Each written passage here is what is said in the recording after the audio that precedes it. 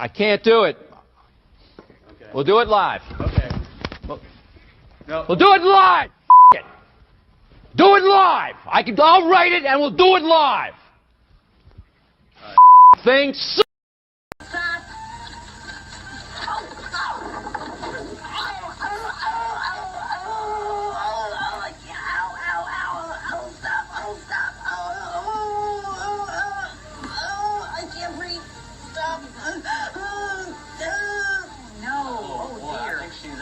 Hurt. No, I think she is. Yeah, she's hurt. She took a hard fall off there. Okay. Gosh, I hope she's okay. I just had to play it again. Welcome in. It's Thursday, December 12th. It is 10 o'clock. It is the Daily Puck Drop. Welcome into another edition of the Daily Puck Drop from the Limback Lumber Studios. Contractors, they got free deliveries, everything from whole house packages to homeowner DIY projects. They've got the largest stock moldings in the Northwest. Old school service because they've been doing it since 1930. Give Limback Lumber a call, 206-782-3487. Visit them online, limbacklumber.com. Welcome into a Thursday edition. Hey, if you're listening to this later on the podcast or watching it later on YouTube, kiddos, we go live every single day. 10 a.m. We go live here from the Limback Lumber Studios, pucksports.com, which, of course, as you're watching it live, we go live on YouTube, we go live on X, and then everything is up later for your viewing pleasure. So we start every day at 10. All of the content comes out at 1 o'clock. Please follow on all the social media platforms, Puck Sports on X, Instagram, Blue Sky. We put all of our video clips up on TikTok at Punk. Well, Punk would actually be better. Puck_sports. And also on Facebook there at Puck Sports. Also, sign up and join the Puck's Posse community. The QR code on your screen will take you right there to the Puck's Posse membership page. You can also go to pucksports.com if that's easier for you, if you're listening, and you can go up there and sign up there. There's the link at the top of the page. Again, as we mentioned many, many times, you want full access to everything, all of the content that we are doing. And we're doing a lot, by the way, including our VIP chat that happens during the show there as well. We got several chats going on. We got the YouTube chat. We got X chat. We also have the Puck's Posse community chat that we do every single day during the show. The only way you can be part of that is you become a full member. Full members get access to everything in VIP content. You can also go to patreon.com/pucksports. Also download the Patreon app to listen. Sign up and join the conversation. And thinking for most of the stuff that's going to be on the Puck's Posse community for the memberships, just for members only, most of that will be audio. I know the Diamond Table, we did video there as well, and we put the video up there to see our handsome faces. But most of it, if not all of it, will be just an audio format. We've got something out that's coming that will be out here in the next few days just for members. We'll get to that at the end of the show. All right, you see the rundown. What do we got coming up today? Winter meetings let down. We're going to revisit something that Ryan Divish said yesterday. Belichick going to UNC. That's a hot topic. Bill Belichick is now the new head coach of North Carolina. Coming along with him will be Huskies defensive coordinator Steve Belichick. Mike Garafolo will join us here in about 15 minutes or so. We'll get the very latest of what's going on in the NFL, including hopefully maybe an update on Ken Walker. And then some great games coming up. Sunday Night Football, Packers, Seahawks. You got Steelers and Eagles. We got to ask about the drama that's happening with the Eagles and A.J. Brown. And then you've got also Lions and, God, who are the Lions playing? Why am I blanking? Oh, Bills.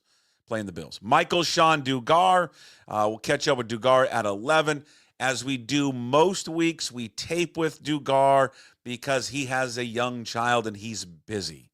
So we caught up with Dugar last night, and we'll play that coming up at 11 o'clock. And, of course, as we wrap up every single show with Hey, What the Puck, where I just riff on something. And we'll have something on Belichick coming up for Hey, What the Puck, which is brought to you by our friends there at Restoration One. All right. Winter meetings. Just depressing. We did our weekly visit yesterday with Divish. Divish is great. Divish is one of the all-time greats. They're all great. I love everybody that covers the Mariners. I think Kramer does a great job at MLB.com. Jude, who fills in for Divish, does a great job. I mean, those are the beat reporters. And they all do a great job. So the winter meetings wrapped up. And what came out of the winter meetings for the Mariners? Zippo. Nothing. Not a damn thing came out of those meetings. Nothing. Nothing happened. They didn't do anything. Well, I mean, it was like nothing at all came out. They didn't do anything. I don't know what I was expecting. I was expecting something, and I know it's kind of heated up here just a little bit of some things that Jude and Divish reported yesterday. But what was real just kind of depressing in talking to Divish, and I'm used to being depressed about this team. I just really am. I love them. I can't quit them. We talked about that yesterday on our Pucks Posse VIP chat, that I don't know why we continue to do it, but we do it. We continue to watch them. We continue to support them. We're sick. We're all sick in the heads because we love baseball and we want them to be good. But, we were talking yesterday just about, where they're at right now as an organization. And, they don't have much money. They have virtually zero money to spend. Jude has been all over this story. Initially thought he reported like $20 million, but it's like down to like 15-ish, $16 million that these guys have to spend. Now, again, this is what they're setting for themselves, by the way. This isn't something that's dictated by anyone, by baseball or anybody else. This is just what they have said. This is what we're going to spend. This is all the money that we're going to put in this year to the baseball team. So it's roughly like $15-16 million. Kind of varies. Okay? Well, what does that get you? That doesn't get you much. It doesn't get you much of anything. And now you've got to sit there and trade from a place of strength, which would be starting pitching, to find a bat, because you've neglected over the years to adequately address the offense. So now Luis Castillo's name's being mentioned. And again, I think it sucks. I think everybody agrees that it sucks they've got to move him. But they have to. They're going to have to move him. There is no debate on this. There is no, well, maybe we should, maybe we shouldn't. You have to. You have to upgrade this offense, and he is going to be their biggest trade piece, just because, one, he's a damn good pitcher, and you see the money that these guys are getting right now, and he's owed $72 million. It is a bargain what Luis Castillo is being paid right now, an absolute bargain. But as Divish and I were talking, we just said, hey, I asked them a question like, what are their plans right now? What do you think their plans were heading into these winter meetings and then coming out of these winter meetings? When he answered this, I became even more just depressed. The Mariners are kind of really hoping that they can get something done with Carlos Santana in the next week. And then that kind of shores up that spot, because Santana is a good defensive player and he is a good leader and a good mentor, and it would be good for Julio. That's their priority, I think, right now at first base. And maybe if you're Sasaki, you look at it this way, it's like, I got to go there and do whatever, how many years he has, and then all of a sudden, boom, but they'll help me get better so that I can get the contract I really want. Right. Do they develop me the best? Because, it's nice about the Dodgers, they go there, but like how many of their starting pitchers are hurt? I don't know. It's just a weird deal. So I would still say the Padres are probably the favorite. Okay, so the last part about Sasaki we'll address in a quick second. Okay, why am I getting a little depressed? I just think when you go into an offseason and you start talking about what your offseason goals are, and one of the goals are, we got to get how old is Carlos Santana? 40? And I know he had a good year. All right, he'd be a good fit, what he means to Julio and all of that. But my God, the state of this team, that their big free agent pickup, their free agent pickup this year is going to be a guy, I got to double check. He's 40, right? I think he said it in there. Is an aging first baseman. Again, I know you're going to show me, you're going to tell me his stats and all that. Great. But for a team and an organization and for a guy and a GM and a president that's going into a decade on the job, who have been the last 2 years, 3 years, you as fans have been promised, to spend money because you've been lied to for the last 3 years, by the way. I hope everyone understands that. Whether you want to blame Dipoto or whoever or ownership, you have been lied to by them because they've lied to you the last 3 years, telling you that they're going to spend all this money. That money is not an option.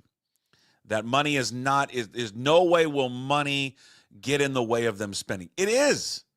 It is in the way of them spending. They just booted Rojas to save $4.5 million.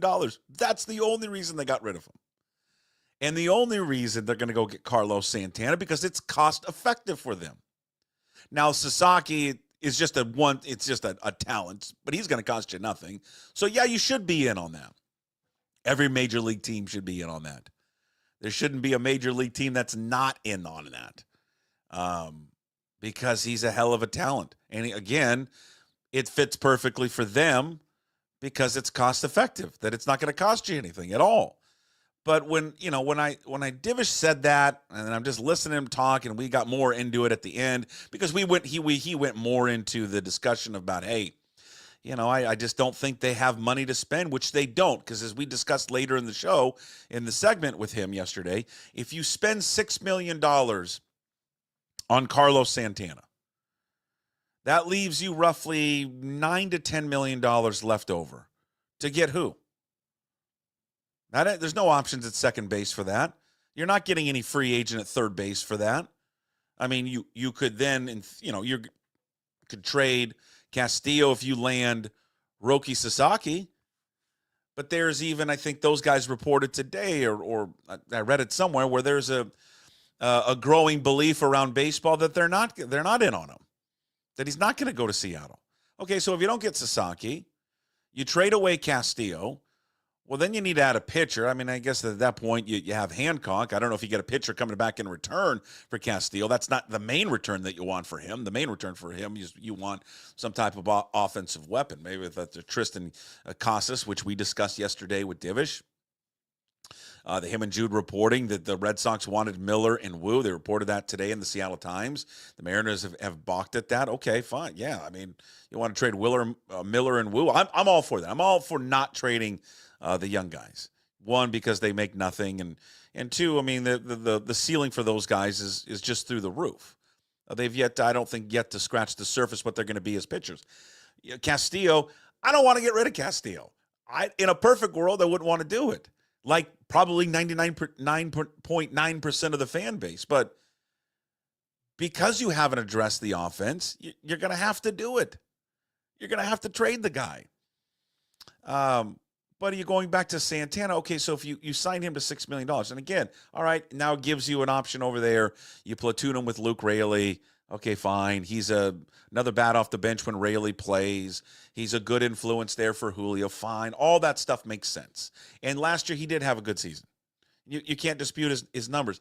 I'm just the overall philosophy of an organization that has to dip their toes in a guy this old in order to bring him here is not what you or I as fans were promised 3 years ago. This wasn't the plan.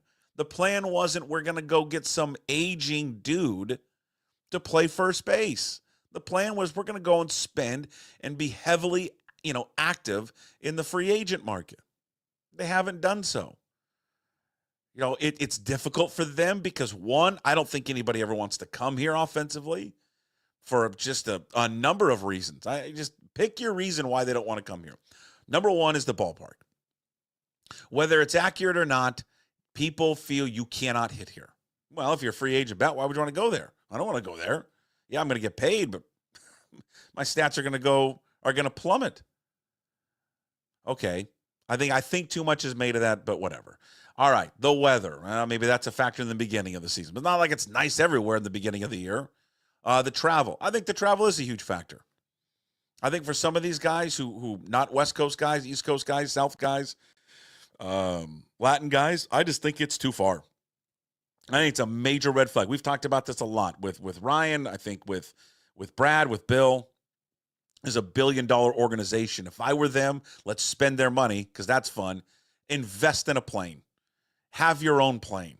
I'm telling you, I think that would just go probably a long way for maybe just helping it out a little bit. I don't know. Maybe you say, yeah, I'm going to make a difference at all. And then I think the other factor is just they're just not willing to pay. They've said it. You know, they've been on the record. They're just not willing to pay for these guys. So now it leaves you with the scenario that you got to sit there and go move, you know, someone like Luis Castillo, who you made a great trade to go get. You paid him. He's been good for you. My God, with him and all the rest of these guys, you have the most dominant pitching staff, or one of the most dominant pitching staffs in baseball. You're built on pitching. I love the idea of going and getting a Roki Sasaki. But I don't think they have a chance to get him. I don't think it's going to happen. I'm being glass half empty on it, but I don't think it's going to happen. And then if they don't get him, what are the alternatives after that? Because if they do go get Sasaki and he ends up signing, there is a ripple effect there that you see, all right, well, that makes sense. Now you can part with Castillo. That makes sense. Because you've got this young guy that you're paying no money to. All right, I can jive with that. But if you don't land him, you still got a hole at second base. And as we discussed later with Divish, I just, you know, this idea they're going to go into a season with Dylan Moore and Ryan Bliss being the two dudes, I don't know, man. This was not the year 10 plan, man. Year 10 plan wasn't, hey, Dylan Moore and Ryan Bliss are the options at second base. That wasn't it. Young's not, I mean, let's see where Cole Young's going to be. I'm not holding out hope at all. Not in 25, maybe in 26. I have no hope or idea that Cole Young's going to be up here later. Maybe he comes up in September, but I mean, come on, he's injured. He's got to play a full season. He's young, super young. And then third base is just an absolute hole right now. And it's a hole because you just don't have anything on the free agent market. Zippo. So it's I know they got plenty of time. They still got January to make moves, and usually moves happen after the winter meetings and all that. But God, it is just, I mean, it is a little depressing to see all these other teams around baseball making moves, being aggressive, whether it's via free agency or trades, and yet your favorite baseball teams, which again has had the same glaring hole forever, and again, it just doesn't feel like they have to do much. There are some, I agree with, to a degree with what Dan Wilson said the other day. I think there are some core pieces that you love, but boy, they need a lot of help. I mean, I think everybody loves Julio. Everybody loves Cal Raleigh. But after that, I mean, who are the core players after that? That's it. Unless you're going to tell me Victor Robles is a core player. I don't know. I liked what I saw from Victor Robles last year. I think all of you did too. He looked great. I'm excited he's back. Rosarina? I have no idea. I have no idea what Randy Rosarina is going to do. There's times I love him. There's times I want to choke him through the TV. I don't put JP as a core guy. I don't. I mean, I know he's a fan favorite, but I don't. I need to see it. I think the entire fan base organization needs to see it because he's had one good year. Other than that, he's been average to a disappointment. So I know he's not there yet. You don't have a core there at second. You don't have a core at third. You don't have a core piece at left field, even though Rosarina's there right now. DH is a problem. I mean, they as close as they are, which I do believe they're close because of the pitching staff, they are far away, man. They really are far in terms of just overall talent, supplementing the overall talent of the baseball team. So we shall see what they do. Follow Divish and Jude. They've been doing a great job down there in the winter meetings. Just kicking ass down there for the Seattle Times, seattlettimes.com. In case you missed yesterday's conversation with Divish, it's up on all of the podcast channels, Apple and Spotify, pucksports.com, also up on YouTube. All right, before we talk to Garafolo coming up here in a few minutes, Bill Belichick going to college, going to UNC. Kind of has been rumored for a while, and then finally comes to fruition there yesterday. 5-year deal. and ends up now being the new head coach at the North Carolina Tar Heels. It sounds like he's gonna take Steve Belichick with him. And Steve Belichick, the defense coordinator for Washington, will take the job and be the new defensive coordinator there for UNC, and there will be the coach in waiting. I'm amazed to see if this works. I was watching ESPN all morning long, and he kind of works, for them and does some stuff. So obviously it was going to be a lot of ball washing there for Bill Belichick. I have zero idea if it's going to work. I don't think anybody should have a definitive idea or opinion that it will work. I mean, he's in his 70s. He's going to a completely different game. This ain't the NFL. And this idea, he gets all this credit for the way he can. He's dealt with the salary cap. He knows contracts. He knows agents and all this stuff. This is what will help him in this new age of college football. It's nothing like the NFL. There's rules and regulations in the NFL. There are new rules and regulations in college football. But I don't know. The other side of it is maybe that helps him. This is a guy that's a known cheater in the league, known cheater in the NFL, what he's done. So maybe this new Wild West of college football actually will be better for Bill Belichick. But I mean, I don't know. I mean, you sign guys to contracts in the NFL, and they've got to stay true to those contracts when you sign him. Well, in college football with the NIL, he's going to give some kid, some quarterback $1 million, and that quarterback gets benched because Belichick doesn't like him. That guy's immediately in the portal. It's going to be great. I cannot wait to see Bill Belichick there in the National Football League. Let's get more on this story. He's waiting. He joins us right now from the NFL Network. Wait, I'm not ready. You son of a bitch. It's the Mike Garafolo Show. It's brought to you by Hartley & Hartley Insurance, your trusted family-owned insurance. It's the show. It's my name in the show. We got to renegotiate now. It's the Mike Garafolo Show. It's always been the Mike Garafolo Show. Give this. We love the sponsors. Go. Sorry. Yeah. Insurance experts, Puget Sound area, 1978. Honesty, fairness, integrity. Contact Jamie Hartley, 253-565-8700. Zogs on Fox Island, perfect spot to grab a cold beer, hang out with friends, catch the game. Check out Zogs on Facebook and Instagram for their hours and event times. All right. How intrigued are you by? Let's just right into Bill Belichick. I can't wait to see how this thing unfolds. Yeah, I mean, it's exciting because it's like Deion was a lot of unknown too, right? Early on, we're talking about how the spring practices were a mess. Now, this is going to be a little bit different. The off the rails possibility is not going to be because he doesn't know what he's doing. It'll be because he does know what he's doing, right? Or at least has a way of doing things. I'm looking forward to the press conference here in 37 minutes. Yeah, I can't wait. Which we're carrying on NFL Network. If you want to watch it there, I'll be a part of that coverage here. I guess I got to dress up at some point here. Oh, geez. Well, we got to get you out of here. Yeah. No, we'll be okay. We'll be all right. We'll be fine. I think I'm only on the back end of the press conference.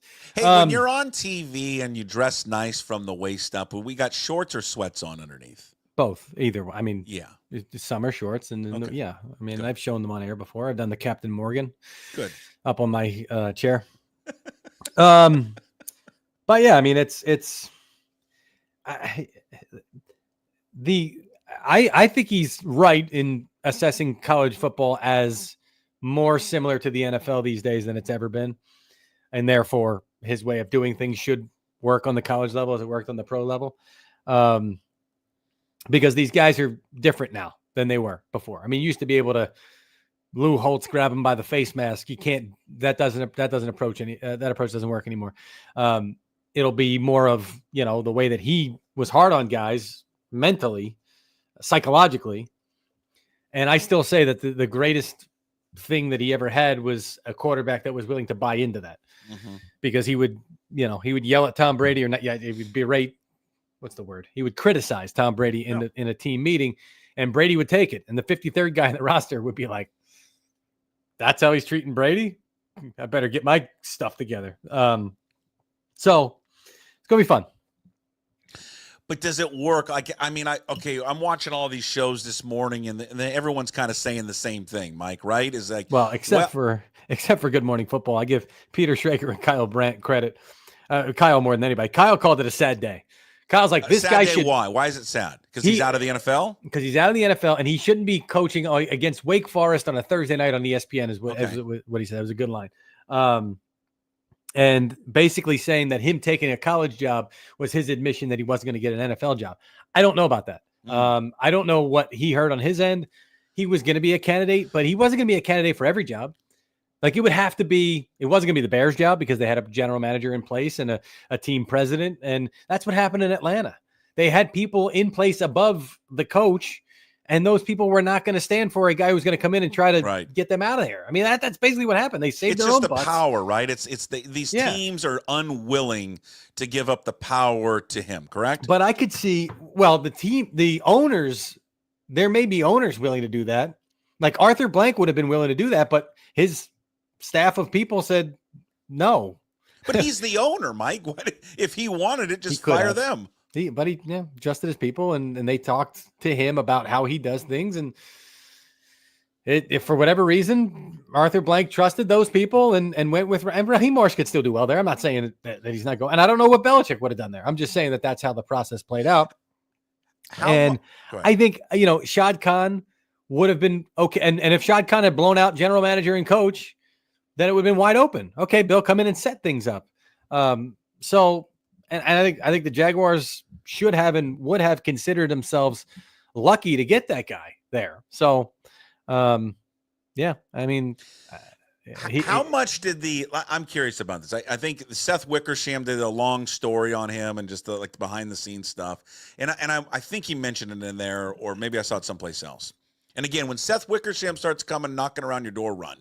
I mean, just something's bad's going to happen, or something dirty laundry's coming out. But how much do you think the documentary, the whole thing, that was produced for Apple by Kraft now shifted the narrative and the viewing, or how people view him now? I mean, because they didn't paint him in a great picture.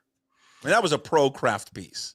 Yes, it was. And I mean, he produced it, right? Yes. Yeah. Now, he claimed he didn't have any editorial control over it. Sure. Okay. And I guess how much of that, how he's portrayed in that, because everyone watched it, did people look at that and go, well, I don't want that? But he was already portrayed that way in people's minds, and this just cemented things. It's not like you watched that and we're like, wow, this guy. We knew how he was. I know, but when you see it though, does it then, like, I guess you can hear about it, but when you finally see it, but when did that hit? When did that dynasty? It hit in the spring, didn't it? Guy was long. It was over a year ago, wasn't it? No, I think it dropped in the spring. So, again, because this is important. Now, I do want to look this up. So okay. I can look. Hold on. When did the dynasty I believe it was February. Okay, so February 16th. So this was after the hiring cycle. Okay. So, like I said, I mean, they had already made the decisions on who they were going to hire and not hire. That came out afterwards. So that the only effect that would have on a coaching cycle would be on this upcoming coaching cycle, which he never got to. I think that there was, a couple of days ago, I got a call on, what's today? Thursday, Wednesday. It's probably Monday. I got a call on Monday. And I was like, hey, this Belichick thing is happening, right? Because the coach at Tulane put out this whole thing about how I'm Tulane through and through. And, the sense that I got was the other candidates believed that North Carolina was all in on Belichick, and he was likely going to take it. So that was on Monday when this thing really started to be like, huh, this is real? Over the weekend, it was like, oh, he interviewed. That's funny, and then it was, no, this is real, and he's serious about it. So I think that there was an allure to college football. It's not a bad place to live. If you've ever been to Chapel Hill and that area, it's very nice. You can now establish. It's not like he's going to Alabama, right? If he goes to Alabama and he wins championships, it's like, all right, great. Saban did the same thing. Yeah. You go to North Carolina, you win a championship, then it's like, okay, it wasn't just Tom Brady all those years. It was me as a really legendary football coach. But I guess what I was listening to this morning is this idea. I've heard it from others. Is this idea because he's worked in the NFL, because he knows the salary cap. because he knows the business side of the NFL. This is going to help him now in the new age of college football. And I guess where I would push back on that is this is nothing like the NFL. Nothing. There is no salary cap. There is no free agency. It is the Wild West. You can do whatever you want.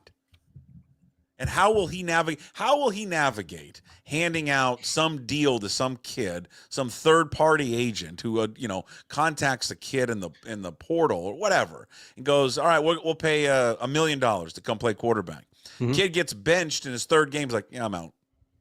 I'm going to the portal." I mean, it's just like that. That doesn't happen in the NFL. Right. You can't, you're under contract. You can't. You're under contract. Yeah, there's a free agency period. You can't tamper. Tampering's rampant all over college football. Yeah. But you're not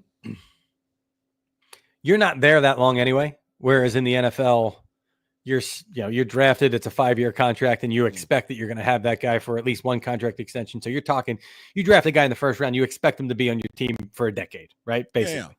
Yeah. These guys, so you're constantly going to have, and all right, here's how I'll answer that question. He's been willing to cut second round picks way sooner than other teams have been willing to cut them, and first round picks too. He's been willing to say that was a mistake. Got to get rid of that guy. And he's also been willing to play undrafted free agents and late round picks over highly drafted guys. So I think the same concept's going to apply to him for a guy who now, and we did see this year a little bit, the notion of renegotiating in season. Mm-hmm. Like maybe the guy comes on and he's got a $500,000 deal as a backup quarterback or a quarterback in waiting or whatever. And he hits and goes, "Yeah, I want another 500,000 or whatever," something like that. I mean, that's where I don't know how he would handle that. But I'm glad you did mention it. There are agents working with these players. They handle these NIL deals.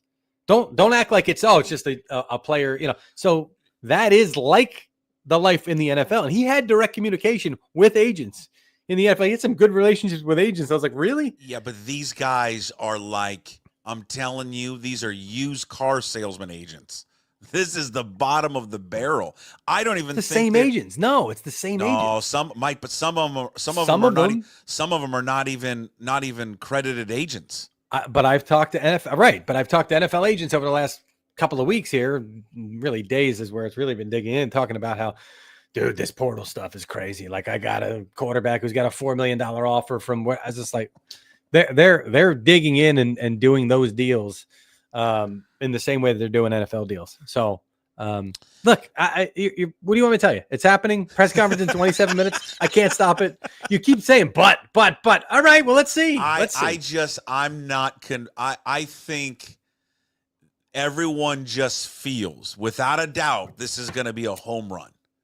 I don't think it's a home run. I think it's a chance to be a disaster. I don't know if he walks in and right away is I just think it's a totally different game. And I don't think, because I've seen this, just wait till he goes into a recruit's home. These 17-year-old kids, do you really, I honestly, I don't know the answer to this. Maybe I'm wrong. I don't know if a 17-year-old kid sitting in his living room when he walks in the door goes, "Oh my God, it's Bill Belichick." He's 17. I didn't remember really anything of Bill Belichick at all. His dad does, or mom, but not him.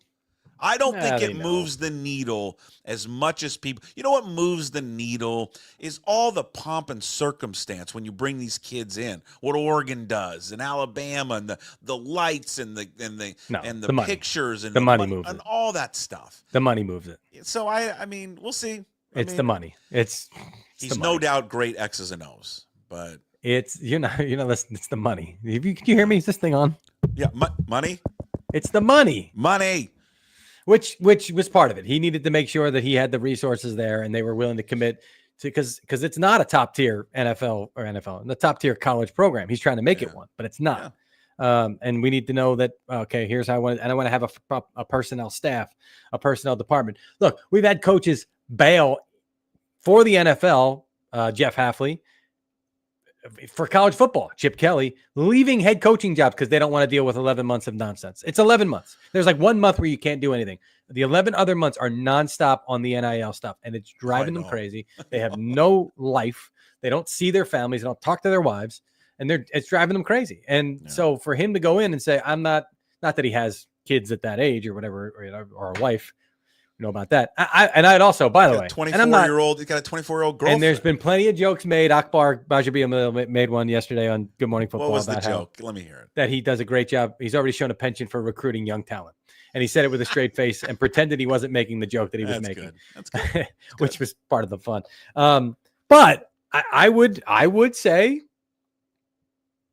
is it that crazy to be like, well, he could communicate with a 26-year-old or whatever she is. So can he communicate with a 17-year-old that plays football? He's got more in common with the 17-year-old than he did with the 26-year-old. I mean, you're laughing, but I'm serious. I'm serious. I mean, the jokes are funny. Jokes are hysterical, but now I'm serious. I just can't wait. I mean, have you ever seen the Brian Kelly video, the recruiting video? No, but I remember the one where he was like, my family. Yeah, but we're like Brian Kelly, he's like dancing around. He's dancing around like the stage, you know, and he's just an idiot, just being an idiot. Because all these coaches, they're idiots. I want to see Belichick do all that, all of it. You think we'll see a different one? Do you think we'll see Patriots press conference Belichick, or are we going to see this new Belichick? It's a great question. It's a great question. This new Pat McAfee Belichick. Now today is going to be normal, like not normal, but like he'll be a normal human being today. Like what he's been for the last few months. Yeah. Well, when I watched the Dynasty, what was fascinating to me was the press conference behavior early in his career. Yeah. He came to the podium and announced that Drew Bledsoe was the starter for the rest of the year. Tom Brady was the starter for the rest of the year. Bill Belichick offered up information and was smiling at the press conference. Yeah. And so I remember texting everybody in New England. I said, well, when did this change? When did he? I don't ever remember that, Bill. I only remember this. And they said Spygate. After Spygate, he just became done. You know, and he would do his radio interviews still up until the end of his tenure. And he'd be great in the radio interviews. He'd be like, why? I don't understand. Great in the radio interview. And I understand EEI had to deal with him and the Patriots or whatever. Sure. But like, why not just be a normal human being in your press conferences? So I think the first thing he's got to do just to have fun with it, the whole on to Cincinnati, he should just be like, we're on to TCU. We're on to Duke. We're on to Duke. Just have fun with it. It's TCU. That's the next game. Yeah, TCU. Yeah, TCU. All right, we'll see. Do you think he does the glad handing with all the boosters? Yeah. All the Bubbas down there? Yeah. I mean, I think he enjoys. Okay. See, that's the thing. He was with McAfee during the draft. Yeah. And we were busy, so I didn't see it till afterward. I just saw a couple of clips. And he was fully engaged, and he was charming, and he was dressed well, and his body language that day, they were all sitting, and he was standing up, and I was just like, this guy's engaging. This guy is center of attention, life of the party. Yeah. Where's he been? So I don't know. He's probably always been there, right? What do you make that he takes another big topic? He's going to take his kid with him. His kid's going to be the coach in waiting. What do you make of that? Yeah, that was part of the whole deal. That was part of the conversations leading up to it. Would he be the coach in waiting? Could he have it in the contract? Has anybody reported whether he has it in the contract? Because I don't know, but all the reports are out here that he's gone. Because his kid. His kid. No, but the coach in waiting at North Carolina. Oh, I don't know. Because there was a lot of buzz that was one of the conditions that he wanted, which I don't even know. It's in there. Huh? I would assume it's in there. I have no idea what the college rules are. I know you can't in the NFL.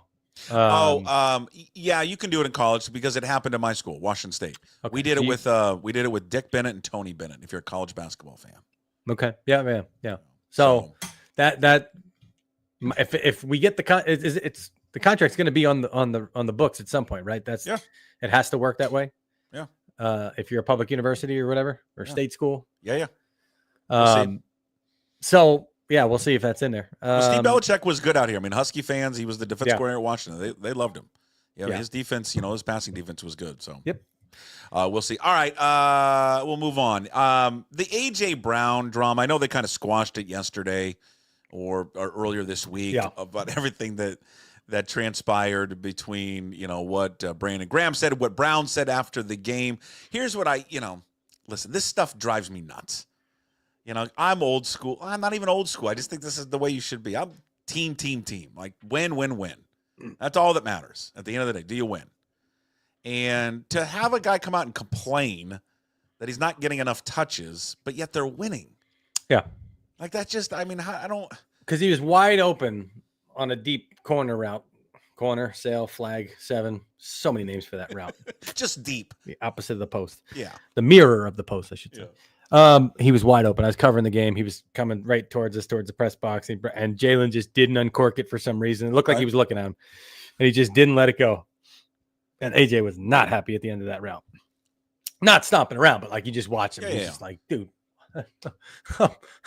So AJ hasn't said it, and nobody's really said it to me, but Saquon Barkley's getting 30 touches a game or whatever it is at this point. Chance for MVP. It's got to eat at you, right? It's got to eat at you. Okay. But why? Why? Because though you're winning. Isn't that what the whole goal is in sports? He's youngins today. It's not youngins. It's not get off my lawn. It should be the way for everything. You're winning. You've won. How many games in a row they won? 9 straight.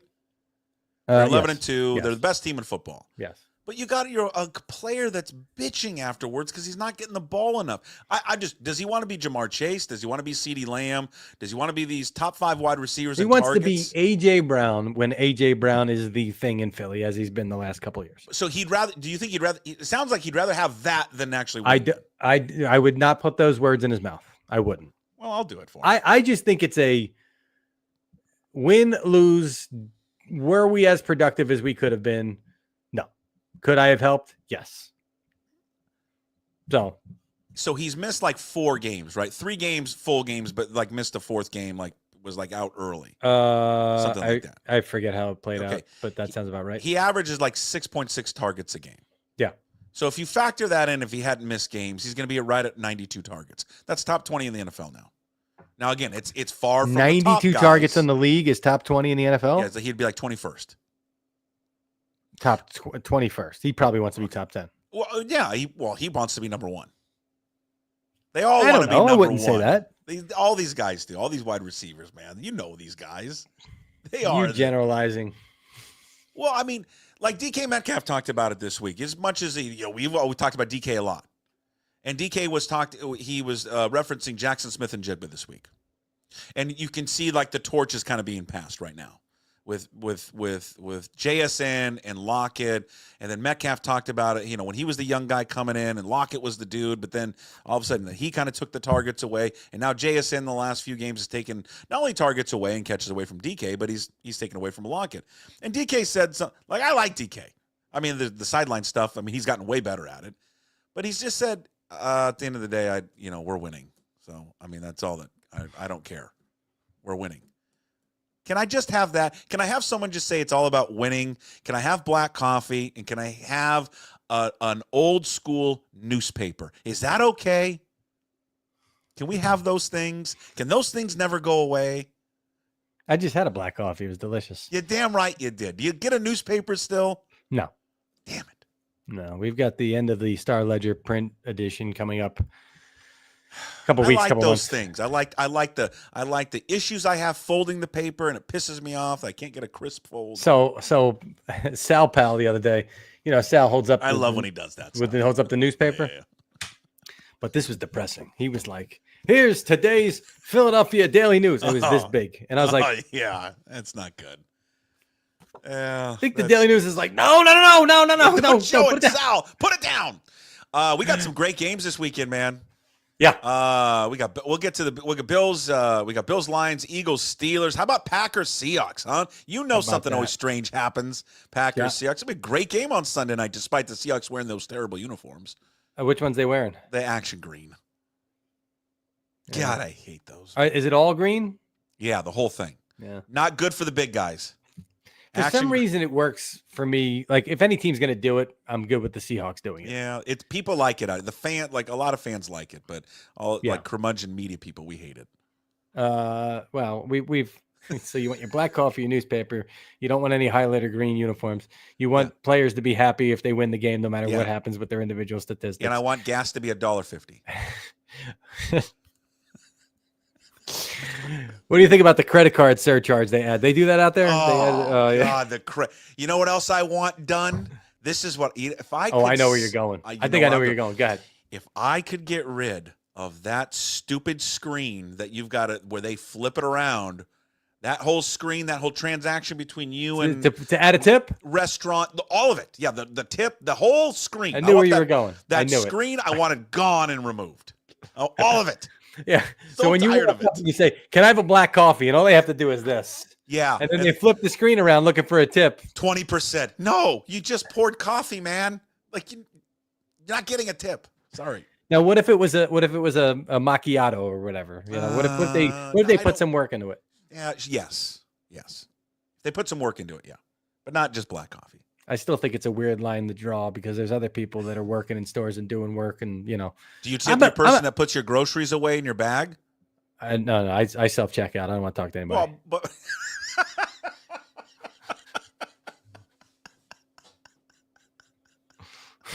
I love it. I don't need to talk to anybody. But okay, but when you do go through it, like that person should be tipped. They're putting your groceries in the bag and like doing it in a nice way where the bag doesn't rip. That person should get a tip. I actually will tip the gas attendant. Go back to that. I'll tip the gas attendant. You know, if it's $68, I'll give him 70. Keep the 2. Good with that. And it's probably what do you mean the gas? Do you pump your own gas out there? Oh no. Yeah, that's right. You guys are. Wait a minute. You still have the person that pumps your gas out I think there? we're the last one in the country. I think Oregon now. Oregon had it for a while. I lived in Oregon. I liked it, especially in the winter. It was nice. It's nice. It's great. Pouring rain. It's 40 degrees. I'm like, yeah, fill her up. And that person is out there. Yeah. And they're putting their hands on a dirty pump in the cold. Yeah. Yeah. I didn't know New Jersey still had that. Oh yeah. A couple bucks. Okay. Now, do you have a full service option when you go there? Is it self and full or is it just nothing? It's got to be nothing. Self. Just really? Self. No, the full service where the guy comes out there, cleans the windows, maybe checks the oil. No. Full service is they pump your gas. In other words, you don't have to pump it yourself. No. There's no full service out here. But what if but this is why Jersey does it, is because you got to have a level playing field if you got a handicapped person, right? Oh. Because that's why they do it. It's like, well, they can't get out of the car, so they have to do full service. Well, why are they paying more money? I actually think it's great. I think it's a great idea. I think maybe if there was a handicapped person pulling up, there's probably like some universal sign. Hey, can you come out and help me? I guess, but that's why Jersey does it, because they'd be like, well, why do we? Oh, what'd you do? Somehow we lost your mic there for just a quick second. Don't worry. As you fix it, I'm going to figure out some way. How about now? Yeah, good. Let's swing but I can't hear you. Hold on. I got to go back to here. Hold on. I want to Yeti. I want to swing it back to. I want to swing up. How do we circle this back to Packers Seahawks?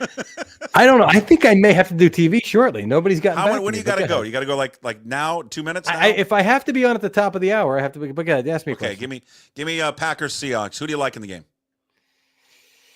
Who do I like in the game? I like the Cardinals last week, so I'm a little. Okay. I feel like now I'm going to be chasing a pick if I go Packers, right? Okay. I'd probably go Packers. They're coming off the Thursday game. They got the extra rest. It was a disappointing end to it.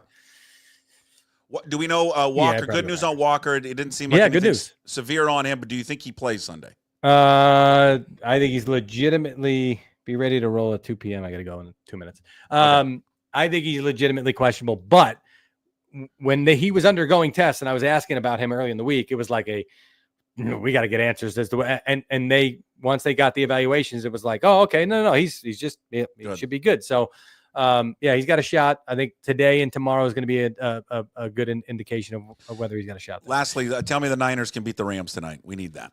Of course. Yeah, that's gonna be a close game. I really believe that's going to be a field goal type game. We had one last week on a Thursday night. I think we can have another one tonight. How much do you tip when they pump your gas? A couple bucks? It's just whatever makes it even, right? So if it's $67, $3, if $1 doesn't feel like enough, $2's definitely not enough. But it's like 68. What am I going to do? Give him 75? Like no, So I got to give him the 2 bucks. All right, So have listen, fun on. most people don't tip. So the fact that I do it, they Oh. appreciate that. Well, you should tip. They're doing you a service. Have fun on TV. We'll flip it on and watch you. You got it. Thank you, sir. There he is, Mike Garafolo, with us every Thursday, brought to you by Hartley and Hartley Insurance, the Mike Garafolo Show, your trusted family-owned insurance experts in the Puget Sound area since 1978. Folks, they've got honesty, they've got fairness, and they've got integrity. That's what Jamie Hartley stands for, folks. So when you see him down that golf course, Fircrest is where he's at, and you see him wandering around, say, aren't you the guy that preaches integrity, fairness, and honesty? That's you, right? Jamie Hartley, America's insurance expert. 253-565-8700. Also, Zogs on Fox Island. Perfect spot. Grab a cold beer, hang out with some friends, catch some live music that Zogs just celebrated 10 years down there on Fox Island. Check them out on Instagram and Facebook for their hours, times they're open, special events. No doubt. You know what? I'm going to head down there for a Ducks watch party, unless he's going to the game. Herzog's a huge Ducks fan. But they'll have the Ducks game on down there as they try to make their way to the college football championship game. All right, in case you missed it, came in late on the live show, again, the Mike Garafolo Show, full show, will be up on YouTube later this afternoon. Once you're there, please subscribe to it. Also, like it, leave a comment there as well. Also on your audio platforms, Apple, Spotify, wherever you find your podcasts, and, of course, up at pucksports.com. Hey, do me a favor. You can tweet me at pucksports or send me an email, puck@pucksports.com, or in the comment section. I don't care. I'm curious, when you take this in later, if you miss it live, and now people are going to comment or watching this or listening to this live, whether it's via YouTube, Twitter, or the iOS and Android Puck Sports mobile app. When you catch it later, what's the number one place? Do you watch it on YouTube? I'm curious about this. I see numbers all over the place, and they're good. I'm just saying. I'm just curious what the main source that people go back and watch or listen to it. Do you watch it on YouTube? Do you listen to an Apple or podcast, or do you listen to it on Spotify, or is there another platform out there that you listen to? I'm just curious. That's it. All right, let's transition from the NFL to the Seahawks. Every Thursday, we talk more Seahawks football with the great Michael-Shawn Dugar. The Dugar Report with Michael-Shawn Dugar from The Athletic. Of course, you can follow Mike on Twitter and also on Blue Sky at Mike Dugar. He's on Blue Sky now, in case you are over there, at Mike Dugar. He's also the co-host of the Seahawks Man-to-Man podcast with our good friend, Christopher Kidd, by the way. You want to go watch and listen to their show, the Seahawks Man-to-Man podcast. They have a film breakdown that comes out, I think, on Fridays. And Mike's going to tell you at the end of the segment when all this stuff airs. I'm going to let the expert tell you. But wherever you find your podcast videos, and they've got it all for you. As we normally do with Mike, we've got to tape it. Because he's a new father. He's got stuff going on. So caught up with Mike last night. The Dugar Report with Michael-Shawn Dugar from The Athletic. Dugar Report. I wish we could have included the first part of this whole thing. The Dugar Report. It's with Michael-Shawn Dugar from The Athletic. Follow Mike on X at Mike Dugar. I can't remember. Are you on Blue Sky now too? I am. I'm on. Is that there. Mike Dugar? Yeah, as far as I know, maybe with some dots and blue skies after it. I'm not. Yeah, they have that weird, like the stuff after it is very odd. It looks very, very weird. All right, Mike Dugar also on Blue Sky, co-host, also Seahawks Man-to-Man podcast with our guy Chris Kidd. He's here. We'll talk a little Seahawks here for the next 25, 30 minutes or so, and get you caught up on how they're playing and get ready for a huge game against the Green Bay Packers. But what was a huge game last week, let's just kind of put a bow on it. Not so much breaking down the game, Mike, but, I mean, that was the playoff game. And boy, that first possession, it looked like Arizona was like, it was a different game for Arizona. They were to come out. They looked much tougher and much more together offensively. But then Seattle slowly but surely just took over that game and defensively never looked back. And I think most people agree that, one of, if not the most complete game of the year that they had. Easily their most complete game in my mind, particularly when you adjust for opponent. The other one would probably be at Atlanta, but Atlanta stinks. I didn't really feel good about Atlanta going in, and then I didn't feel any better about them coming out. And the same thing with Arizona. I really thought how the offense performed in week 14 was how Seattle's offense should have performed in week 12. It was actually pretty underwhelming offensively how they looked in that first meeting at home. You know, I viewed Arizona's defense as Budda Baker and a bunch of guys. And that's exactly what they proved to be, you know, in the rematch. You know, Budda had 18 tackles. When he wasn't making a tackle, that's it. The Seahawks were getting a first down. And when Budda was making tackles, they couldn't move the ball, you know, and I expected them to be able to exploit that. They were able to in the rematch. Easily their most complete game. I had a feeling they'd be able to get to Kyler. They didn't sack him very much, but they flustered him. He was just off target all night after that opening drive. You know, so yeah, easily their most complete win. And just from I would say big picture standpoint, that was really encouraging, that both teams needed that game really bad, and Mike Macdonald's team looked like it, you know, because it's kind of a show and prove time for Jonathan Gannon too, the coach of the Cardinals. He's in year 2, but I mean, he ain't won nothing either, you know, and he's getting a full year with Kyler Murray. And that was they've lost 3 straight games. You know, they've fallen down in the division. They've kind of fumbled their season away.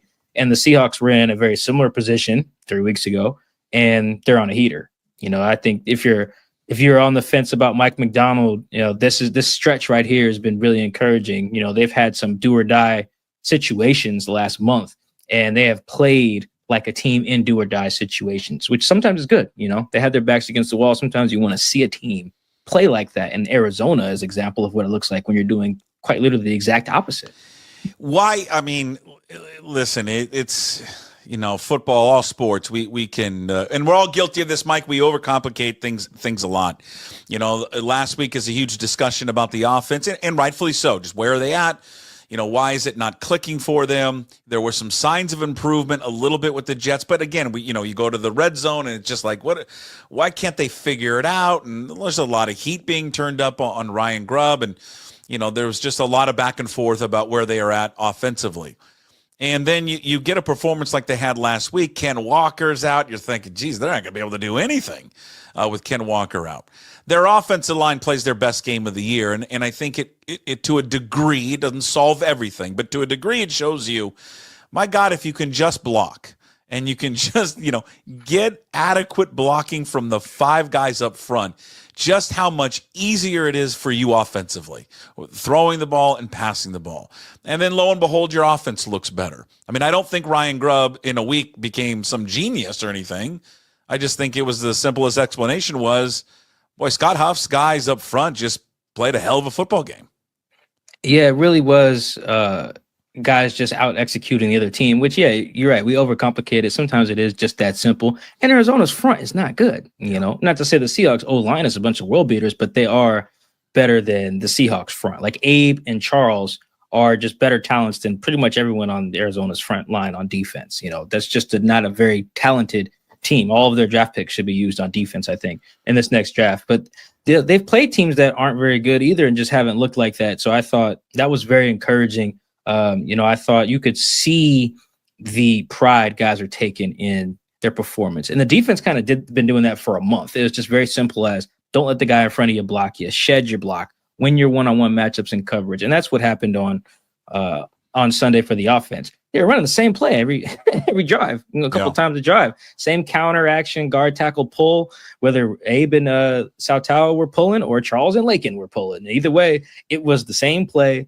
and Arizona could not consistently defend it, you know, and that's why they lost the game. So, yeah, I think beyond the X's and O's, which they've made some changes there, it really is just Mike Macdonald has the entire team embracing the urgency of the situation. And I think that's we talked about that in the past, where Mike he's willing to be like, this game is big. You know, this game is, you know, our backs are against the wall. We can't lose. You know, we need to go out there and execute. You know, I do think that it matters. Like I said, they're playing like a team that don't want to lose, you know, and that's the hole they've dug themselves. But again, look around the league, and there are other teams in those similar scenarios who are not playing like that. And the Seahawks are. is the way that they played, and again, you don't need to be some football savant to understand what they were doing offensively. I mean, listen, there's gap schemes, there's zone schemes, there's all these the things that you can say, and it makes us all sound smart. I mean, they were. The simplest explanation, they were pulling their linemen more. They were pulling their linemen more than they've done all season long. And these guys, for the most part, are pretty athletic. It's one thing you can look at and go, yeah, these guys can get out and on the move. They did it way more than they've ever done before. Obviously, now it's on film, so the Packers and the Vikings and the Rams and Bears are going to expect to see a little bit more of this. But was it something that they just, it's a nice adjustment by them, and I would expect it would be a scheme that they're going to probably want to use more as they finish out the rest of the season. Certainly a fit for this offensive line in particular.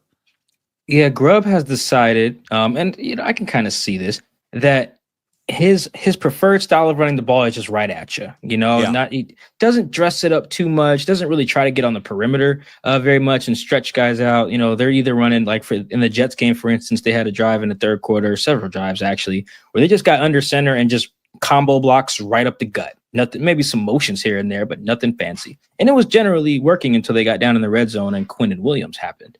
And in this game, the Arizona game, it was, all right, we're pulling, and some of that is the fronts and the structures. Grubb's IDing that, I think, a little better than he was in the past. And I think what's really happening, what happened in the Jets game, what happened Sunday was it was building towards guys just believing a little bit more, because this is not, nobody here has the benefit of the doubt. And I mean the coaching staff. Like, Grubb can tell these guys all these things and like, hey, trust me, if this, then this. But until they see it on Sunday, it's hard to buy in, even if whether you're a veteran or a rookie. And you can see it happening on defense. Mike Macdonald's genius. He'll tell these guys, look, man, when they get to the left hash on 3rd and 4, they're going to run A, B, or C based on the formation. And then it happens, and then they go make plays. And Grubb's getting to that same point where it's like, look, when we get this look, safety does this. If you just do this, boom, we're going to score a touchdown. Jackson Smith-Njigba touchdown being an example, a play they worked on a lot. They knew, like, hey, if Tyler just runs his route to a certain depth, the corner will stay with him. Jackson versus a safety, boom, we've seen that, So it's been building towards that. It wasn't just like, yeah, Grubb reinventing the wheel against the Cardinals. I mean, I'll have to do that every week. He is my X factor, Grubb, that is, every week. Because I trust, and this makes sense, I trust Mike Macdonald a little bit more against the opposing OC than I trust Grubb against the opposing DC, right? He's more inexperienced, Grubb is. But if Grubb can win those matchups, the little chess match with the opposing DC, whoever it is, they have a fighting chance every night because of how well Mike has his guys playing. Yeah. Well, and I think that's a good point you bring up too. Even though Mike Macdonald is young and he still is, what is he, 37? Yeah, I think so. Something like 36. It's something unbelievable. Like that. He's got experience of calling plays, right, in the NFL. And I think that's the one thing that when, the discourse, the talking points there around Grubb is, yes, he was fabulous in college. He's never done it in the pros. And I just think, as a rookie coming in, whatever position you're playing, but let's say quarterback, there's just going to be a learning curve. To how this isn't college anymore. These guys are faster. They're stronger. These coordinators are going to be way more deceptive and trying to confuse you. And I think the same thing is for Ryan Grubb. I don't know if he all of a sudden found it last week. I don't think that's the case. I just think he was able to get to some different plays and run some different stuff because their offensive line played really, really well. And certainly a part of that happens, or it happens to be the case because of Arizona's front. I think a little bit of it is, though, that's the fourth game you saw the majority of these guys play together, right? Oluwatimi, I think that's his fourth game. For Lamea, that was his second straight game. So, again, you've been covering football forever. I mean, continuity with that group of guys, like, that's everything. That's everything in this sport. They just need to play together. Yes, they need to be good, right, be talented, number one. But the number two is they got to play together and have this familiarity with one another. Every good offense line's got that. And I think on top of that, one thing to bring it back to Grubb, because I do think he is, I cannot overstate his importance. Something he talked to us about last week was learning more about each defensive coordinator and the tree they learned under. Yeah. And that is very important, because it's important when trying to figure out what the answers are going to be to the test, because everyone's rooted in something. If you're a Pete Carroll philosophy guy, you know, you're probably going to defer to like, all right, we're just going to make sure no explosives, you know, push come to shove. We don't want anything over our head. And some coordinators come from a tree where they're a little bit more aggressive, where like push come to shove, I'm sending the pressure if I need to. Todd Bowles comes from that, and you know, Rex Ryan's, and there's been some other guys where like Wink Martindale, where their default is heat them up, you know. And then there's guys from Vic Fangio's tree where it's also that like, hey, no explosives, keep the shell on it. And when you're trying to learn these guys and say, all right, here, how are they going to attack us based on maybe their history or their origins, or you know, what's their go-tos when their back's against the wall or in the red zone or on third down or fourth quarter 2 minute. Like Grubb talked a little bit about, you know, diving more into guys' trees and learning how they're going to attack them. One tree he mentioned actually he's been studying more is Mike McDonald's tree. He kind of has one. They're running that same scheme in Tennessee, Miami, Baltimore, with the Chargers. So it's kind of spreading around a little bit. And so once you learn those trees more and those principles, you can attack guys a lot more, because everything is about rules. Pete Carroll used to talk about that a lot. He's like, yeah, you know, people started to figure us out a little bit, but more so they were hiring our coaches and they were teaching them the rules. You know, the worst thing that could have happened for him is Dan Quinn, not just Dan Quinn leaving, but telling the rules to Kyle Shanahan in Atlanta. Yeah. You know, that was the issue. You know, you can take the coach, but it's like once you start telling the OCs like, hey, this is how their rules work. Grubb's figuring that out now, and you can see it. Yeah. What did you make? You know, I think there's going to be some out there would say, God, I thought there were some times he could have pulled the trigger and been a little bit more aggressive. What'd you make of Geno's performance? I sat back when I watched it, and then I'm not a psychopath like you and rewatch the games. Okay. I don't do that. But, I sat back and just thought about it more, and I thought, man, that just was a really, really good game. It just was really solid. He just made the right plays. You know, when he had to go deep, and you know, he threw that nice pass, that touchdown pass to Jason. But I know it seems like the easiest pass in the world. I love the dump down to the running back. And you know, Tom Brady won 7 championships by doing that. You just dump it to your running back and let that guy get you, I don't know, 4, 5, 6 yards, softens everything up, and now you're looking at 2nd and 4. My God, the whole playbook's open at 2nd and 4, right? I don't know. I mean, I know it wasn't as, you know, throwing for 300 plus yards and slinging it all around the place, but took care of the football. I don't know. It was just a solid game from Smith, I thought. Yeah, it was what was needed to win the game. You know, so every game is a different story. You know, there have been some games in the past where it's like, Geno, we can't run it. We honestly can't even block, and we're not stopping the other team. So you got us today. So like pretty much every Detroit game, pretty much over the last few years. It is. Yeah. You know, the Cowboys game last year. He's had there's been several. Honestly, the Niners games have been like that as well. Mm-hmm. You know, the ones that they've lost in particular. So this game didn't need that. They could run it. They could stop the run. They could limit explosive. They could generate turnovers. And I do think that is very similar to being a point guard on a basketball team. Mm-hmm. That is part of the gig. You got to realize what you need. Like, okay, maybe we need to slow the tempo down, like we're gassed or something. Or, you know, maybe my small forward hasn't touched the rock in a little bit. Make sure I get him a touch. Maybe we need to push the pace. You know, the other team's tired. Let's go. And Geno's actually always been good at that. The problem is the game scripts have always been the same for most of his starting. It's like, hey, man, we can't block. We're not running it. And our defense stinks. So go throw for 300. And as we've seen, that's just not tenable. For as good as I think Geno is, that he just can't do that every week. Yeah, it was a, minus the, really having to win it in the fourth quarter, which they didn't really have to win it in the fourth quarter. To me, it was a real Russell Wilson-like performance. I mean, it didn't look the same because Wilson wasn't really a dump down guy. I mean, but it just was, I don't know, it was efficient. He completed 80% of his passes, and I'm looking at like the numbers, like 80% completion, 230 yards, and a touchdown. Didn't turn it over. It just was, it just 102 passer rating. It just was it's not a fantasy football value stats, but it was just that's the type of performance and, the type that you get from a group up front that blocks for you. And then that's just efficient. It was just efficient how he played. Well, and no sacks, which are he Yeah, no controls sacks, yeah. that quite a bit. And there was only 2 passes defense, and one of them they credited the guy who was guarding Tyler when he just drops the go ball, which is not like that guy didn't do anything. Tyler just drops The one in the end zone. Yeah, that's Oh. technically a pass defended or whatever on the stat sheet. That's The other one was a guy who legitimately knocked the ball away from DK. Yeah, so yeah, he yeah. really only put the ball in harm's way one time on those 30 attempts, in addition to being efficient too. And I thought it was really good to see Geno do that, because we had seen him kind of force the issue in that Niners game, the issue in that Rams game, force the issue in the first Cardinals game, throwing a pick in the end zone where it's like, dude, we being like the rest of the team is actually playing okay. In all 3 of those games I mentioned, the defense played good, really well in that Cardinals first matchup. So if Geno had just been checked down Charlie a little bit more in those games, instead of feeling like he had to put the team on his back, they probably would have won those games. Not to say that's Geno's fault, but when we can all see how Geno could have that attitude, there have been some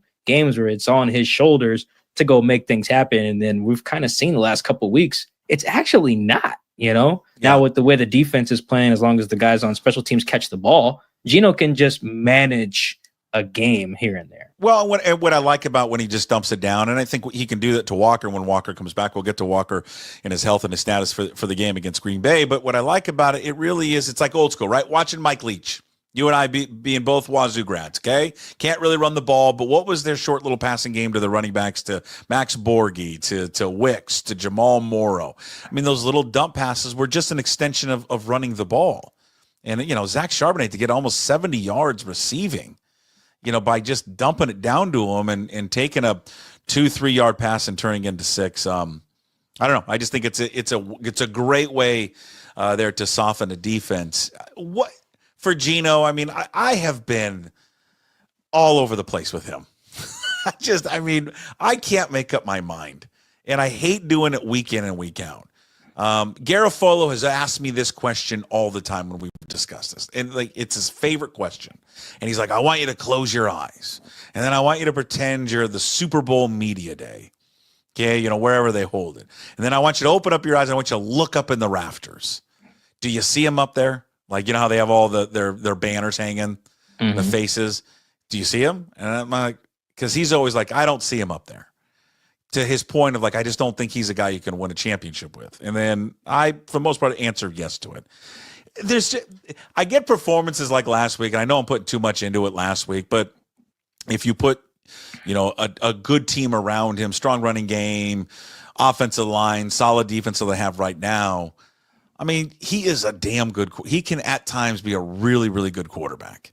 And then I can kind of inch my way to thinking maybe I look up there and I squint. Maybe I do see a little. Maybe I do see him up there. I'm going to ask you the same question. Can you see him up there? I do. And let's do another exercise. Okay. Let's go with, so the Seahawks made the Super Bowl as the NFC representative in 2014. Yep. Let's go through the quarterbacks of the NFC representatives since then. See if we can do it in order. Then we have Cam Newton, I think the very next year. Matt Ryan, the very next year after that. Nick Foles, Jared Goff, Jimmy Garoppolo, Tom Brady, Matthew Stafford, Jalen Hurts, and Brock Purdy. How many of those guys are definitively better than what we've seen from Geno Smith? Because that's really what you're at. If he can be, whether you win the game is whatever, but that's how, getting there is, The 3 in a row, which was Foles. Who did you have? Foles, Goff, and Ryan was before Foles, and then Jimmy G was after Goff. Jimmy G. Yeah, I mean, if you could see those guys up there, I guess I could see him up there. I guess I could. I mean, it's he's just an interesting topic. It's just sitting around, having a beer in your hand and discussing him, because it's very polarizing with him. About I don't. There's not many. Well, there's a few people that are on the fence of it. There seems to be opinions, pretty strongly one way or the other. I guess my opinion with Geno Smith would be this: that I don't know how many quarterbacks in the league are better than him. I mean, there's, I could probably. I mean, I'm not going to bore everyone with the exercise of going through all of them, but I think that they're probably going to be in a position where they will have to pay him. I don't think they're going to pay him what he's going to be owed here in that cap hit that's going to be set forth for him this offseason. I think they should do something friendly that brings that number down. I don't know where that would be, Mike. I don't know what's fair to him. I know what he probably wants. I mean, he wants to be paid probably $50 million. I don't think that would be wise to do. 25 to 30, yeah. I mean, for me, I think that's fair. It's 25 million. But again, I understand in the discussion what we're talking about with quarterback money. And then the other side of it is at some point, based on his age, and I would say this about if like Russell Wilson was still here, they've got to find somebody with this draft or the next draft or something that they can at least in a year or two turn to be the future of this team. That's a long-winded. I was just kind of rambling there. As we wind, let's add. Let's assume Goff is added to that list this year too. Let's assume that he's the list of quarterbacks. The NFC. Like, think of what these guys have had around them too. That if Goff makes it, let's assume Goff does again. So that would be the second time in like 7 years or something like that Goff has taken two teams just to the Super Bowl. And then go look at the similarities. He's had top 3 OCs in both of those runs. Top 3 O-lines in both of those runs. Sure. Multiple 1,000-yard pass catchers. I think Woods, Cup, Cooks might have even done it one of those years at the Rams. Obviously, he's got Amon-Ra, all-pro tight end. Multiple 1,000-yard capable Pro Bowl type running backs. Like, I think situation too, which is why I also named those quarterbacks. Like, the reason I answer yes to that Garafolo hypothetical is I feel like if you give Geno what those guys were given to get there, the 2019 2019 Niners swap Jimmy G for Geno Smith. Yeah. Do the Niners go to the Super Bowl? Yes, of course. And they probably win the thing. Well, I mean, he's a better quarterback than Jimmy Garoppolo for sure. Yeah. I mean, there's so many, 2018, Jared Goff was like fine, it just feels like, shoot, even that 2020 Bucks team, look how loaded that team was, that went there. Antonio Brown, Gronk, Mike Evans, Chris Godwin, and that nasty D-line, a top 5 O-line. Like, yeah, I think Geno could be, you just got to give him the right stuff, which could be said for like quite literally every quarterback in the league. Sure. Do you think something in that $25-30 million is that insult? Do you think that would be insulting? Oh yeah. I just the economics of it, whether we think it's insulting, like look at the number. We have to remove ourselves from it. Just as a quarterback would look at it. Like there's guys who probably shouldn't even still be starting or who aren't starting that are making way more. Kirk Cousins making $100 million guaranteed over 2 years. He probably shouldn't be starting anymore. He just can't throw a touchdown at all right now. Daniel Jones is already off the team that gave him $40 million a year. Look how much guys like Trevor Lawrence are making, or even Jordan Love, who's probably about as good as Geno, is making like $250 million or something. Jordan Love is making $55 a year. 55 a year, and it has he's throwing more touchdowns than Geno this year. He's younger though. I mean, that's the thing with him. He's like way younger. Well, even that's why I bring up Kirk. Kirk is Geno's age, if not older, and coming off of a Achilles tear, got $100 million guaranteed. Like for better or worse, Geno's agent is going to wisely point to these contracts and say, this is the market for my guy. If you want to tell me screw off, that's whatever, but this is the market for my guy. Yeah, but I just wonder what, the problem with that I think he'll run into based on age is going to be leverage. I just don't know what leverage he's going to have, because I just don't know how many teams based on his age are going to spend that money for him, because most of those teams aren't just a quarterback away. They already have the guy. Yeah, I don't think any team has ever. I've kind of taught myself that over the years. I don't think anyone's really a quarterback away. I think even the Bucks adding Brady, they needed to add other stuff too, including like 2 Hall of Fame pass catchers, and Gronk and AV. I think the issue for Seattle though is going to be on the flip side. Well, what else are you going to do? Sure, and that's what every team has to ask themselves when you want to get rid of the guy you got. It's what else are you? That's why the Giants paid Daniel Jones. In part, they believed him at the time, but they also had pick like 26. What else were they going to do? Well, I do think though, depending what happens, again, whether you like the player or not, he's having a renaissance here. I think what the one thing that the leverage for Seattle would be like, there's Sam Darnold on the market. We could always dip our toes into that one. I just don't know For Geno, I just don't know what teams Seattle would bid against. And it's not to say just, because Kirk Cousins makes this money, I wouldn't want them financially for any player to make some type of financial mistake where you're committing so much money to one particular player when you base it, on his age. What is Geno right now? 32? He'll be 33-ish? I thought he was older than that. I think he's older than that. I think older he's than that, right? 34? Something like that? That's not. I'm looking at the wrong age. Yeah, I think his birthday is in October. 34. Yeah, 34. Yeah, I mean, you're right. It's teams bidding against themselves in a lot of ways. I think Atlanta was just doing that. I think the Giants were just doing that. Yeah. It's a dangerous game. Those teams probably regret those contracts, and they looked bad in real time too. Guarantee Atlanta does right now, especially after drafting a guy, and they're like, "Now we're stuck with this. How do we get out of this?" Yeah, and I also think though, the decision you have to make too with the quarterback is not just is this guy? Can we upgrade from Geno, which is already tough? Can you upgrade from Geno and upgrade everything else? Assuming you don't win the Super Bowl, right? When you lose your last game, you're going to be like, well, we need A, we need B, we need C. We got to pay this guy, cut this guy. You got to do the math. Is it worth it to try to do all that stuff you already got to do? Pay Ernest Jones, figure out what to do with DK, figure out how you're going to handle Cross, Reek, Abe, Ken Walker. Not to say you have to pay all these guys. These are just decisions that you have to, they're part of the math. You got to figure out all that. Do you want to have to do all that and try to get better and upgrade at quarterback all in one offseason? That's crazy.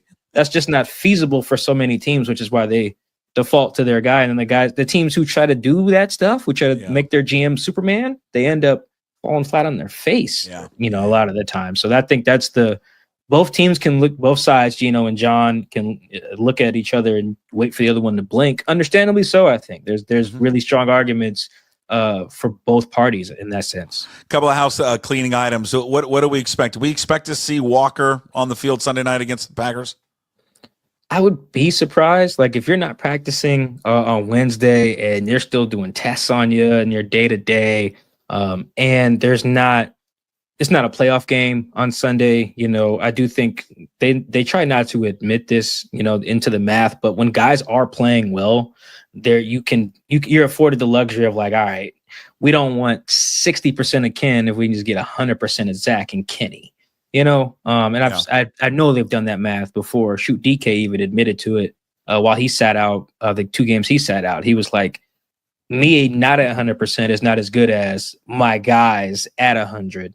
So, it's like, let's take it easy. I think they could do the same math with Ken, because where they want to go, they're going to need Ken. And calves are dangerous.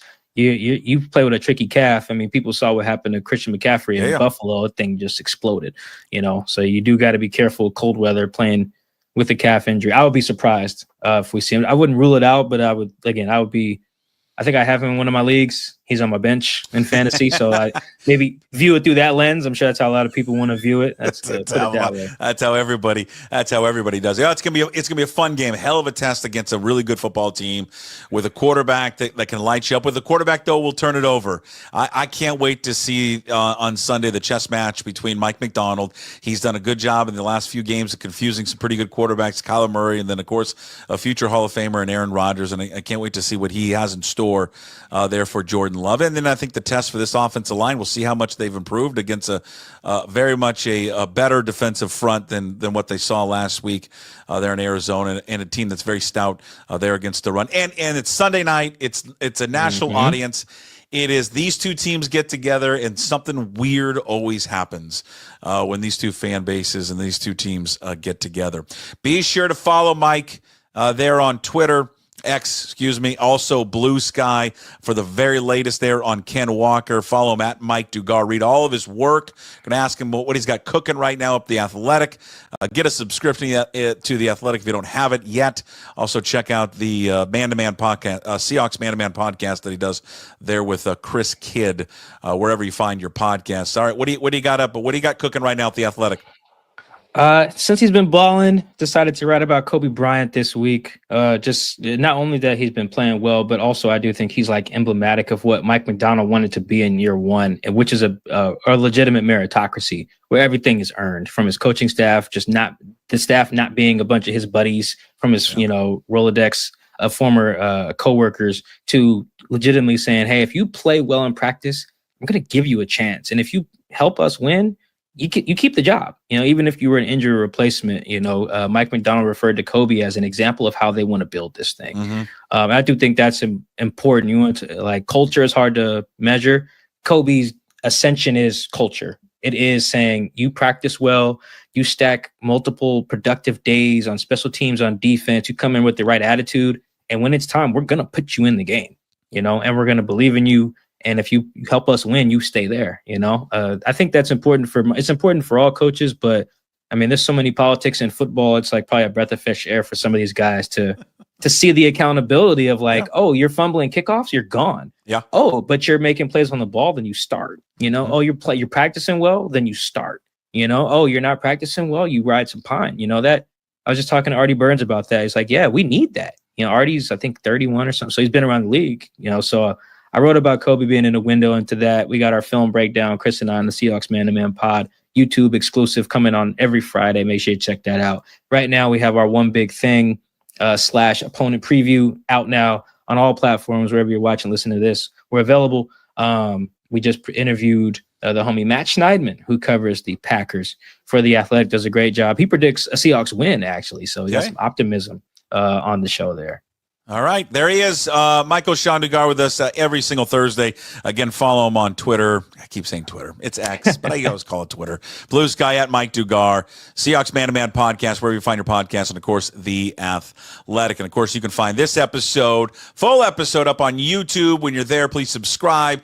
Check it out later in case you came in late on Apple and Spotify, wherever you find your podcast. And, of course, always up at pucksports.com.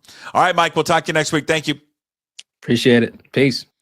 There he is, Michael-Shawn Dugar. Again, as we do every week with Mike, we've got to catch up with him the night before or early morning because he's a new father and he's got stuff to do. So lots of great stuff in there from Mike, just about Geno Smith, the offense, Ryan Grubb, the offensive line, the matchup with the Packers that is just going to be a wild game coming up on Sunday because every time these two teams get together, it is always a wild game. Before we get to the Hey, What the Puck, brought to you by Restoration One. Bill Belichick is having his press conference today. I don't think I've seen anything yet where he has mentioned his son, Steve Belichick. But again, all indications are that, again, Steve Belichick will follow his dad there to UNC. The AD of North Carolina, his name's Bubba. You can't make that up. You can't. His name is Bubba. All right. Before Hey, What the Puck, I wanted to, we mentioned this on Twitter earlier about an announcement here with Georgetown Brewery. I'm going to have to peel back. If I peel it back, I'll show it to you in a second.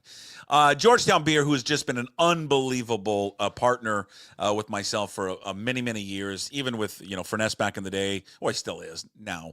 In our radio days, it's gone a long, long history with these guys. Months and months and months ago, I was talking to all those guys over there, and Roger and Manny, who run Georgetown Brewery, and Matt, who does all the sales and things, and he said, "Hey, I'd love for you guys to be, work together and do a partnership, something they just don't do a lot of." And they said, "Yeah, would love to do something." And so, if over the course of the football season, they've been sponsoring. They sponsored our Huskies podcast there with Jordan and Elise, and then also our stuff with Danny Kelly. At least that segment, we're talking football with Danny and other football elements that we've had during the show. More than that, they've just been a sponsor of pucksports.com. All right. So, and I'm just deeply indebted to those guys because we've had such a great working relationship together. And one of the things that made it work, especially this year, is what they told me months ago, what they were going to unveil. Now it is officially out there, but unofficially, because this is how Georgetown likes to do their things. They don't like to really. They like to do a soft opening to a lot of things. So many of you some of you may know this already. They've got a brand new beer. I've hinted at this for a while. They've got a brand new beer that they have produced. And I'm going to tell you, if you love a certain domestic style lager that you've probably grown up with, think you can figure out which one that is, you're going to love the one they have now. They've got a brand new beer at Georgetown Brewery.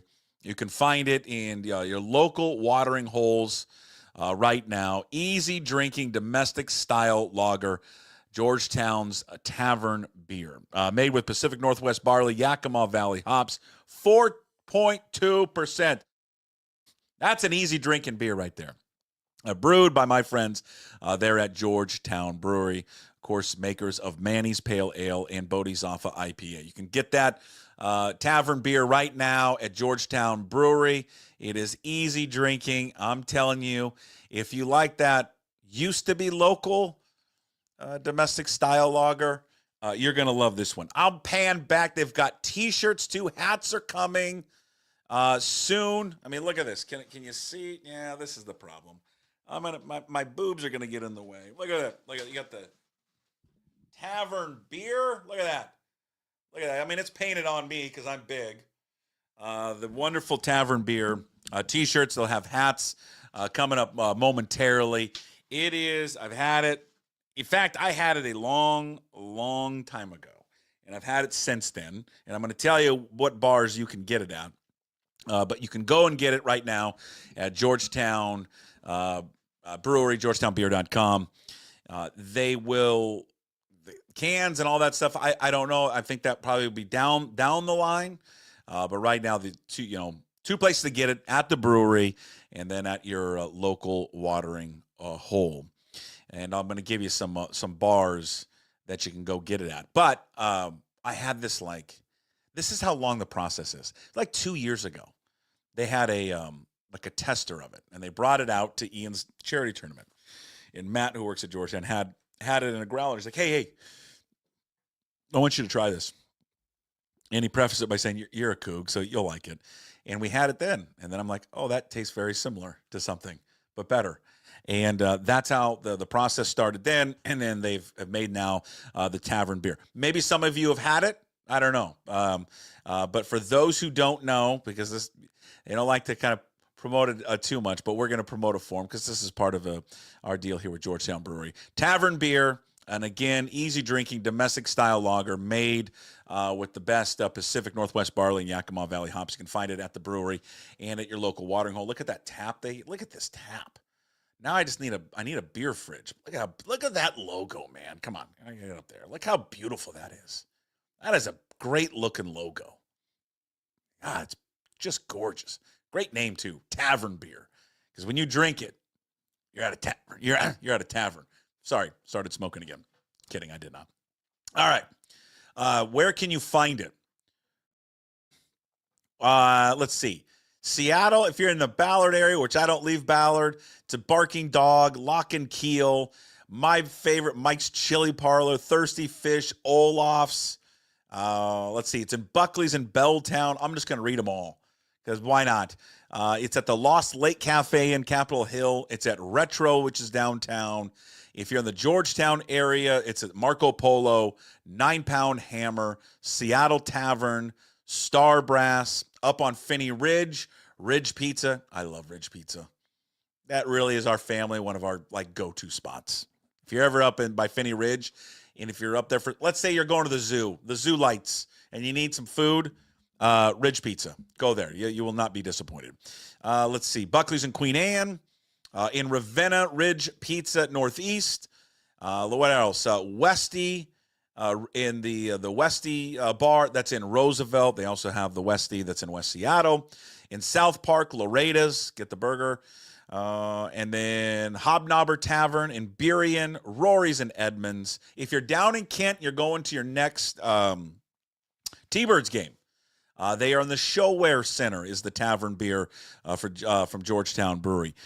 Dave's in Milton, the East Side Club in Olympia, the West Side Tavern in Olympia. If you're in Puyallup, Egan, go to the Rainier Growlers. Up in Shoreline, just north of us, is the Touchdown Sports Bar, Snoqualmie Pass. Hey, you're going to go catch a few runs this weekend, huh?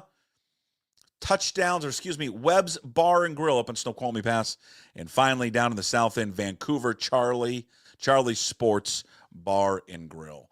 Tavern Beer, Georgetown Brewery. Brand new beer that they've got. I'm telling you, you're going to love it. It is damn good. All right. So appreciate those guys. Go support them. Go support a local beer company. make the choice. Listen, you got a chance to drink local or something that's produced like in California, go get local. These guys are the best, all right? Just the absolute best. Local beer, never leaving, all right? Great people to work with, to drink with, and to socialize with. All right. Before we wrap it up, Hey, What the Puck, brought to you by Restoration One in North Seattle. Restoration company that's going to let you avoid the stress of water, fire, mold damage with their property restoration services. It is locally owned and operated. Make them your first call when damages affect your residential or commercial property. 206-817-8917. Visit them online, restoration1.com, the North Seattle franchise. Tell them Puck sent you. And again, you get a theme of this show in this whole podcast, local. That's all we are. We are local to its core. Real quick on the Belichick story, because one thing that has come out, and there's been some comparisons to LeBron and Bronny and all this whole stuff, right? Nepotism. Oh, wait a minute. Nepotism was a problem when it was, involving, LeBron and Bronny. One, here's the difference between when Steve Belichick goes and becomes the coach in waiting. Steve Belichick has worked his way up through the ranks. Yes, has he had opportunities because of his dad? Yeah, of course he has. But he has authored a fairly good defense this past year with Washington. It's not similar to Bronny James. Bronny James simply just is not qualified to be playing in the NBA. It's not at all. Absolutely zero qualification. But nepotism in general, right? Oh, do we feel dirty that Bill Belichick is taking this job and then just handing over the keys, to his son? Does that feel dirty? I would just say, no, it doesn't feel dirty. Why? Because this school that I root for did the exact same thing. And it was one of the best decisions that school ever made. I think it was a Jim Sturk hire. Was that? Yeah, that must have been Sturk. That wasn't Moose. What was that? I can't remember now. Anyways, when they hired Dick Bennett, who was a legendary basketball coach, Dick Bennett agreed to become the coach. He said, yes, I'll take the job. This is the guy who took Wisconsin to the Final Four. I'll take the job. My son, though, has got to be the coach in waiting. How'd that work out? Real well. Tony Bennett was a fabulous coach at Washington State. Unbelievable. And then, of course, goes on. Virginia wins a national title and all that kind of stuff. This does work. So those being critical of Belichick, what he's doing, why? Steve Belichick may turn out to be a hell of a coach. I don't know. His defense looked pretty good this year. I mean, they had some, they had their issues against the run, against the pass. They were better than I think many people thought they would be based on the guys that they lost. He might turn out to be a great head coach. Maybe not. Tony Bennett did. And I'm just saying, for those who say, I don't think it's going to work out, the example of what the Bennetts did with Dick and Tony, it worked out to perfection. Dick was there for a few years. He did all the heavy lifting, built it from the ground up, handed the keys over to Tony. Tony takes him to, back-to-back NCAA appearances.